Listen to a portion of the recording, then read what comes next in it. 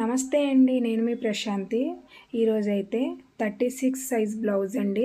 ఎంత పెద్ద size blouse అయినా గానీ చిటికలో కట్ చేసేయొచ్చండి. నా మెథడ్‌లో అయితే నడుము సైజ్‌తోనే నేను బ్లౌజ్ అంతా కట్ చేస్తానండి. ఫస్ట్ అయితే హైట్ మార్కింగ్ చేసుకోవాలి. తర్వాత నడుము సైజు, తర్వాత మెడ సైజు మొత్తం 3 మార్కింగ్ చేసుకున్న తర్వాత ఇలా టేప్‌తో కొలుచుకుంటే నాకు హైట్ వచ్చేసి 16.5 ఇంచులు వచ్చిందండి ఖర్చుతో కలిపి. మొత్తం హాఫ్ ఇంచ్ ఖర్చు, 16 హైటు. నడుము వచ్చేసి 9 ఇంచులండి. 36 కదా, 1 ఇంచ్ అనేది మనం ఈ డాట్స్ వేస్తాం కదండి, వాటి కోసం 1.5 ఖర్చు పెట్టుకున్నానండి. మీటర్ అయినా సరే నాకు సరిపోలేదండి. ఫ్రంట్ పార్ట్లో కొంచెం ముక్కలు పడిని. ఇలా మార్కింగ్ చేసుకున్న తర్వాత అటు ఇటు 16.5 మార్కింగ్ చేసుకుని ఈ చెస్ట్ లూజ్ కూడా మొత్తం మార్కింగ్ చేసుకుని ఇలా కలుపుకోవాలండి. చూడండి, మీకు చూపిస్తాను. మొత్తం నాకు 36 వచ్చిందండి. బ్లౌజ్ అనేది పెద్ద సైజ్ బ్లౌజ్ అండి.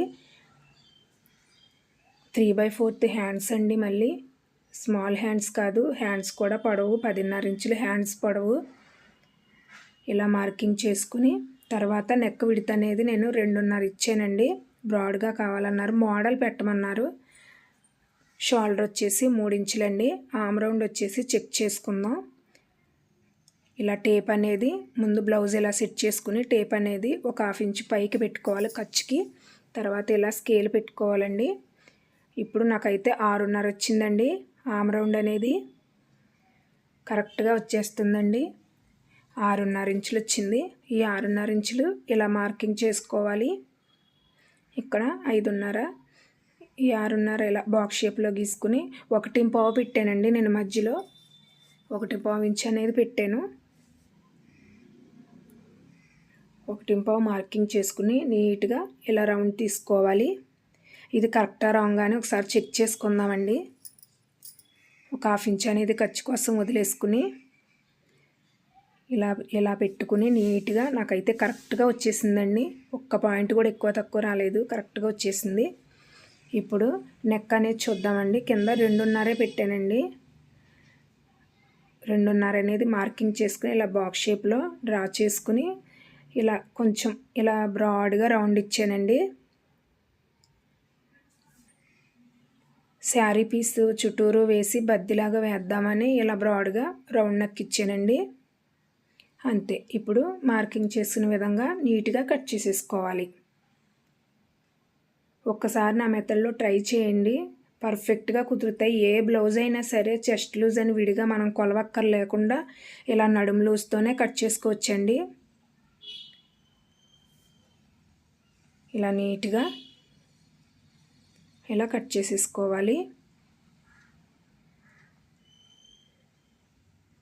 ఖర్చు 1.5 ఇంచే పెట్టానండి. పీస్ అనేది సరిపోదని ఇలా వస్తుంది. నెక్ చూడండి ఇలా వస్తుంది. ఇప్పుడు 2 ఇంచులకి ఫోల్డింగ్ చేసేసుకోండి బ్యాక్ పార్ట్ అనేది. ఫస్ట్ హ్యాండ్స్ కట్ చేద్దాం.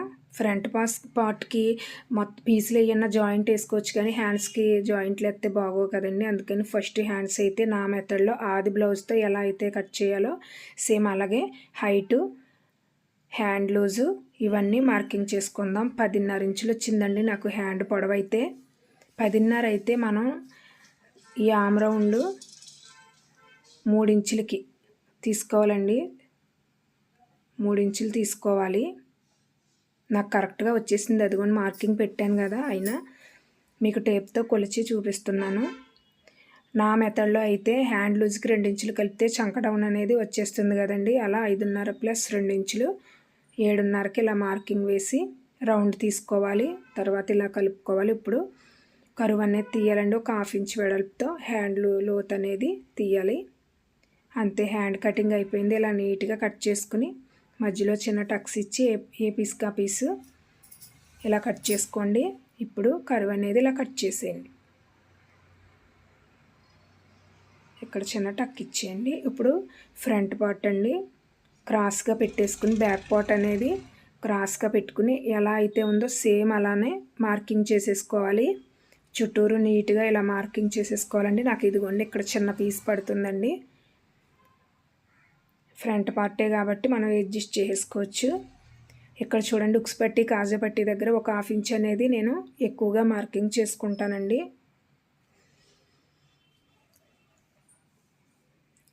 ఇలా మార్కింగ్ చేసుకుని నీట్గా ఇక్కడ ఒక 1/2 ఇంచ్ అనేది లోతు తీసేయండి. ఇలా ఒక 1/2 ఇంచ్ లోతు తీసిన తర్వాత నెక్ స్ట్రైట్గా ఒక లైన్ మార్క్ చేసుకుని నెక్ వెడల్పు ఎంత వచ్చిందో ఆది బ్లౌజ్ తీసుకుని ఒకసారి చెక్ చేసుకోవాలండి. ఆది బ్లౌజ్ తీసుకుని ఇలాగ ఒక 1/2 ఇంచ్ ఖర్చు పైకి పెట్టి నాకైతే 6.5 ఇంచులు వచ్చిందండి. 6 ఇంచులు వచ్చింది. ఆ ఖర్చుతో కలిపి 6.5. ఈ 6.5కి ఇలా మార్కింగ్ చేసి రౌండ్ పెట్టేయాలి నీట్గా. ఇప్పుడు ఒక 1/2 ఇంచ్ అనేది ఖర్చు కోసం తీసి 4 హుక్స్ దగ్గర మార్కింగ్ పెట్టండి.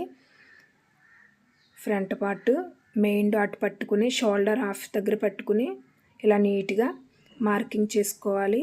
సాగదీయకుండా ఇటువైపు ఒక 1/2 ఇంచు. ఈ 3 మార్కింగ్ని ఇలా నీట్గా కలుపుకోవాలి. అంతేనండి. ఫ్రంట్ పార్ట్ చాలా ఈజీగా ఇలాగా కట్ చేసుకోవచ్చు.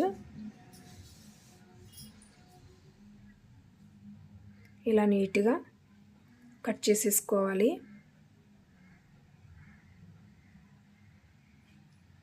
చిన్న పీస్ పడుతుందండి ఫ్రంట్ పార్ట్లో నాకు. మీటర్ లైనింగ్ అయినా సరే పెద్ద సైజు బ్లౌజ్ కదండి, హ్యాండ్స్ కూడా పెద్దగా వచ్చినాయి.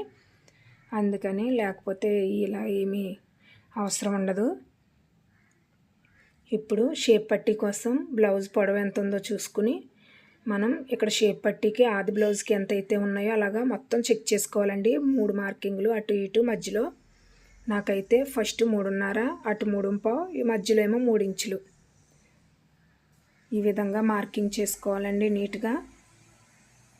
ఈ మార్కింగ్ని ఇలా నీట్గా కలిపేసుకుని కట్ చేసుకోవడమే. అంతే, లైనింగ్ అనేది అయిపోయింది. ఇప్పుడు ఒరిజినల్ కట్ చేసుకుందామండి. ఒరిజినల్ పైన నేను చూపిస్తున్న విధంగా ఇలా పెట్టుకుని నీట్గా ఒక 1/2 ఇంచ్ అనేది వెడల్పుతో ఇలా కట్ చేసుకోవాలండి. ఇలా చుట్టూరు. నెక్ అనేది నేను ఇప్పుడు కట్ చేయనండి. జాయింట్ చేశాక లైనింగ్కి ఒరిజినల్కి జాయింట్ చేశాక అప్పుడు కట్ చేస్తానండి నెక్. ప్రతి బ్లౌజు అంతే. మోడల్ నెక్ అనేం కాదు, ఏ బ్లౌజ్ అయినా ఇలాగే కట్ చేస్తాను. Thank you friends. నా వీడియో నచ్చితే లైక్ చేయండి. నా ఛానల్ని ఫస్ట్ టైం చూస్తున్నట్లయితే ప్లీజ్ అండి సబ్స్క్రైబ్ చేసుకోండి. ఇక్కడ షేప్ పట్టీకి నేను ఎక్స్ట్రా పీసు వేస్తాను కదండి, అది కూడా ఒరిజినల్ పీస్ ఎక్స్ట్రా ఉందిగా, దీన్ని వేస్తాను. అంతే అండి, అయిపోయింది.